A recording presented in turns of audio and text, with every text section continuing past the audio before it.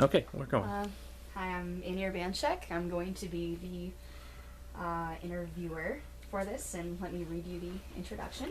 Okay. So, you have been selected to speak with us today because you have been identified as someone who has much to share about the subject of the 1979 strike at the Clinton Corn Processing Company. To facilitate our note taking, we would like to record our conversations today.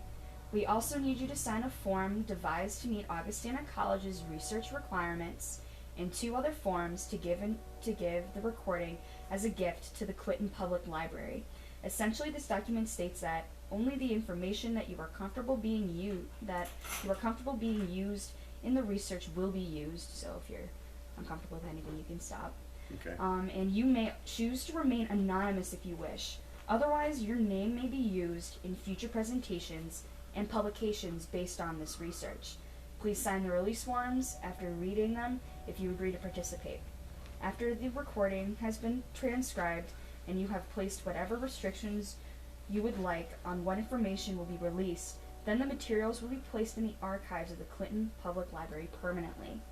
Thank you for agreeing to participate. We plan this interview to last no longer than 1 hour. During the period, we have several questions that we would like to cover. We do not foresee that any question will make you uncomfortable, but please let us know if you are uncomfortable at all and you'd like to move forward or move on to another topic. So please let us know at any point if you need to end the interview early, and we'll shorten the interview.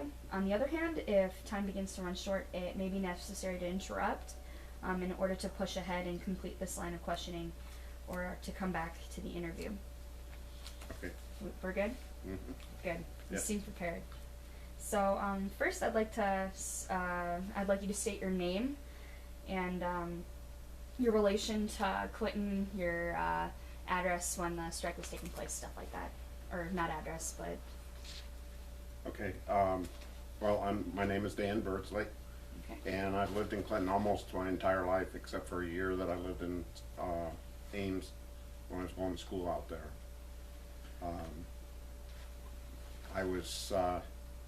My family was Clinton Corn people. My dad was an hourly employee. My mom was a salaried employee in the lab. And then while I worked there, my brother hired on as a hourly worker too. So we had 2 hourly and 2 salaried workers. Okay. So you worked there as well, obviously. Yes, I hired on in 1978. Okay. Just before the strike. Yes, I worked in the yard office as a switching coordinator. Okay. So why did you want to be interviewed for this project? I thought it was an interesting topic. It's something that has stuck in my mind for all these years, and I thought I had some unique sights on it because being from a split family that, you know, half my family was hourly and half my family was salary. I thought I'd get a unique perspective. Awesome. And what do you want people to take away with about the strike? What's your message that you want to bring? I guess that the thing they need to do is forgive and forget. The strike tore up the community very badly. It destroyed a lot of friendships. It destroyed families, and not to mention the fear that it caused in the whole city as far as, you know, what's going to happen. Are they going to get rid of everybody? They're going to close the plant down? Loss of a major employer. Okay. All right. So we're going to talk a little bit about before the strike. So you already talked about a little bit of when you were born. What was your childhood like before Clinton Corn or the strike? I think a fairly normal childhood. I grew up in the city of Clinton. We moved to Comanche in 1964 when I was going in the 4th grade, and I was raised the rest of the time in Comanche. I did normal things kids do, rode bikes, played army, all kinds of stuff like that. Where did you go to school? Like high school? Did you go to college? Comanche High School. Okay. And I went to college. I graduated from St. Ambrose College with a Bachelor of Arts degree in Business Administration. Okay. No military service? No. Nothing like that? Okay. No, I was very close. The last year they had the draft, my number was real high. And then the first year after they stopped the draft, I had a real low number. So I got lucky. I never was drafted. Okay. And that was for Nam? Yeah. Vietnam? Yeah. Okay. So, how long have you kind of lived in Clinton? All your life? Yeah, 61 years 61 years. yesterday. And, what was the community like before the 1970s? It was a happy. It seemed like a happy community. People were appreciative of Clinton Corn, and Clinton Corn was good to the city. They respected each other. Of course, Clinton Corn brought a lot of money into the city as far as the wages they paid their employees, and they always treated their employees pretty fair. Okay. And what would surprise people today about the Clinton before the strike?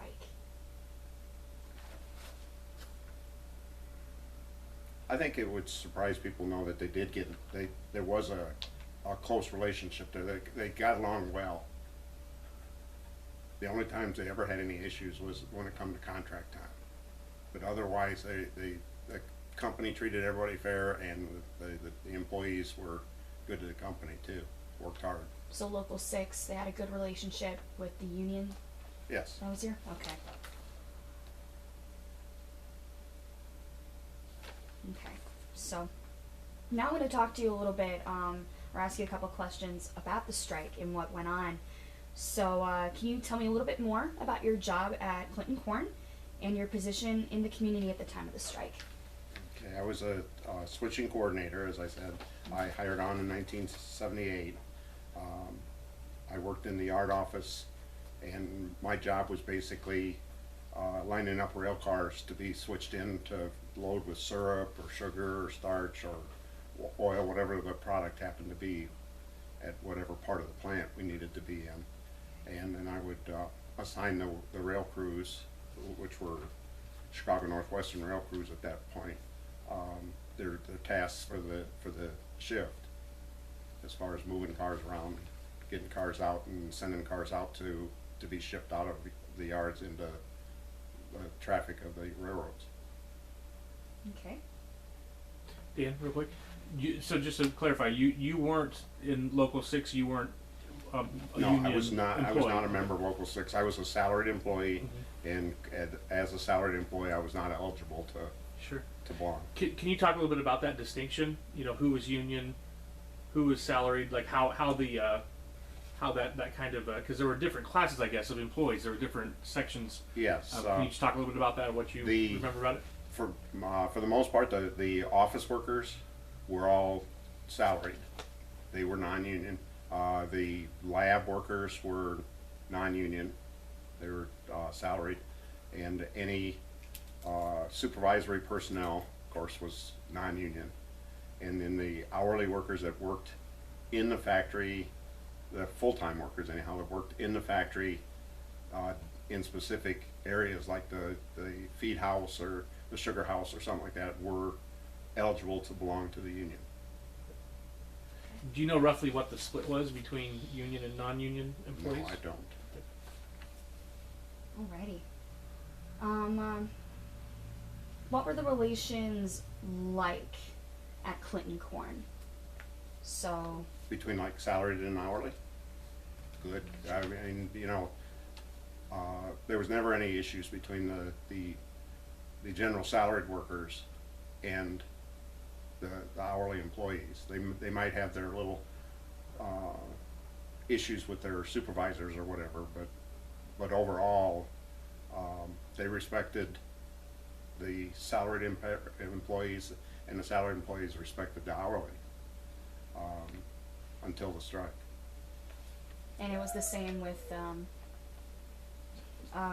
Clinton Corner Local 6. Everything was still okay at that time, or Yes. okay. Can you tell me a little bit on the Local 6, the union leadership and the morale of the members?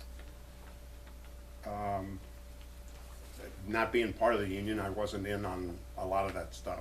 I just know that they seemed to be trusting of the union leadership at that point. The hourly workers did.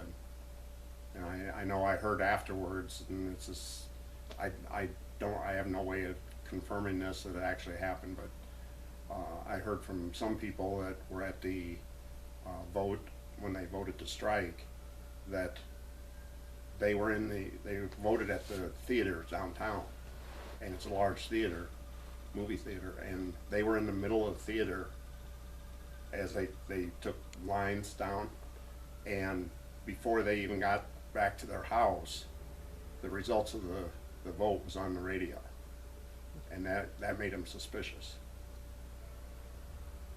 Like the fix was in. I mean, Yeah. it wasn't. Yeah, Okay. and I had heard that from a couple different people. Okay. So this was this during the strike as well? Did they still like the leadership? Did they still members of the local? No, you could see that there were cracks forming, and they stayed out on strike. They followed the theories of the union and stayed out on strike. But as time went on, they got more and more mistrustful or distrustful of the union leadership, and felt that they'd been maybe lied to or cheated somehow. Okay. So the morale went down It as did. time passed. It did. Okay. What are your memories of the strike itself? What can you remember from it? Well, I can remember some long, hard days, because we were working 12-hour shifts, and the railroad switch crews that I worked with would not cross the picket lines. Their union was honoring the picket lines as their contract required. So we had to do the switching in the plant. So I was working nights, actually doing the railroad switching myself, along with the other guys that worked in the yard office. There was 90 days straight, and I worked 12-hour days and had one day off in that 90 days. Did that frustrate you a lot? Yes, because I had no family life at that point. I didn't get to see my wife much, and we had no kids at that point, fortunately, so they didn't have to be around that. I guess I did have, I take that back, I did have a daughter. She was a year old, so I was missing a lot of her stuff at a year, the things she did and that. Because I would come home at 6 o'clock in the morning, go to bed, and I wouldn't wake up till 4:30 or 5 at night, and then I'd have something to eat and go back to work at 6 o'clock at night.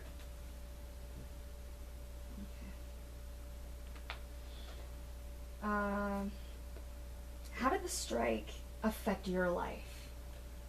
I think it made me a little more cynical. After hearing the stories of my friends about the union leadership, I was very cynical towards unions and the union leadership, and I was cynical towards the plant too, because I knew that it wasn't just a one-way street there. I think everybody was lying to everybody at that point, pointing fingers, and I was bothered by the fact that people that had been friends of mine would stand out there and call me horrible, nasty names when I came into work, and throw stuff at my car and stuff like that. And then of course on Labor Day, when the riot happened, I got trapped in the plant. I couldn't leave, and that was very frightening, and it made me very angry too, that they would do that. Can you elaborate on that, on your experiences during the Labor Day, what you remember about it? I can remember that there was crowds forming at the front gate, or beyond the front gate. Of course, they weren't allowed on the property at all, so they stayed across the railroad tracks. But they would not allow anybody in or out. My boss told me that they needed me to stay, so I was stationed in the parking lot, and they felt that they may try to come in and take over the plant or cause damage in the plant. So I was, myself and some others were manning a fire hose to try to keep people away. And they were throwing objects, and I know at one point I got, somebody threw a railroad spike and hit me in the arm. I got a big bruise out of it, but nothing serious. But they were damaging cars. Anybody that would try to come in, they just beat on their car and take clubs to it, just destroy it. And I thought, people, this has got to stop. This is ridiculous. And you saw friends in the crowd. Were you shocked by their behavior? Yes, I was. And at one point I even saw my minister in the crowd. And I found out later he'd been inciting the crowd. He was wearing a mask at the time, but he was inciting the crowd to raise Cain. Do you mind if I ask you the name of your pastor? Gilbert Dawes. Okay. He was the pastor at the St. Mark's United Methodist Church in Comanche. Okay. He's the same pastor that later on brought a member of the Communist Party in to speak to the church, the congregation, during the presidential election. Angela Davis? Yeah. Angela Davis.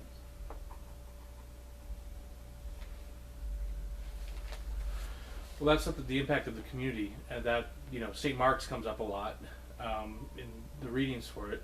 Can you talk a little bit about that? You were a member of that congregation then. Can Yeah. you talk about that and sort of how that's the strike impacted that, or how that's sort of played out? Well, as far as my relationship with the church, I quit the church because of that. Specifically because of that. I didn't appreciate his activities. I didn't appreciate his theories, his preachings at that point, because it was all anti-establishment, more of a socialist at that point. And I didn't like it. I didn't want to listen to it. And I felt the church was the wrong place for it. And I know other people had quit too. I'm not sure how many. But they eventually did get rid of him and got somebody new in. So, do you think that after the Labor Day incident, did that really incite and ruin friendships between salaried and hourly workers? Oh yes, most definitely. Because as I said, there were people out there, they knew I was salaried. They knew I had to work. All those people knew who the salaried people were. They knew we had to work or lose our jobs, and they didn't care. What do you think was the, I guess, radicalizing moment?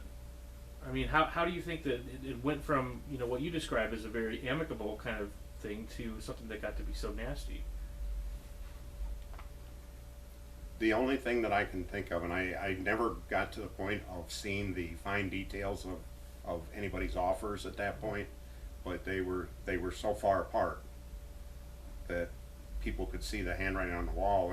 At that point they were already starting to talk like Clinton Corn wanted to break the union.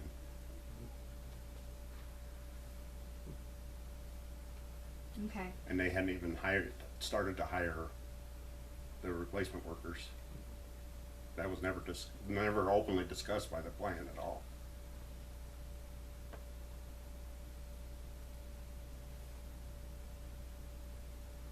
So then your sympathies lied with, did it lie with the company? Only the point I did my job for them like they wanted me to. Otherwise my sympathies were more for the union. The people of the union, I should say, not the union itself.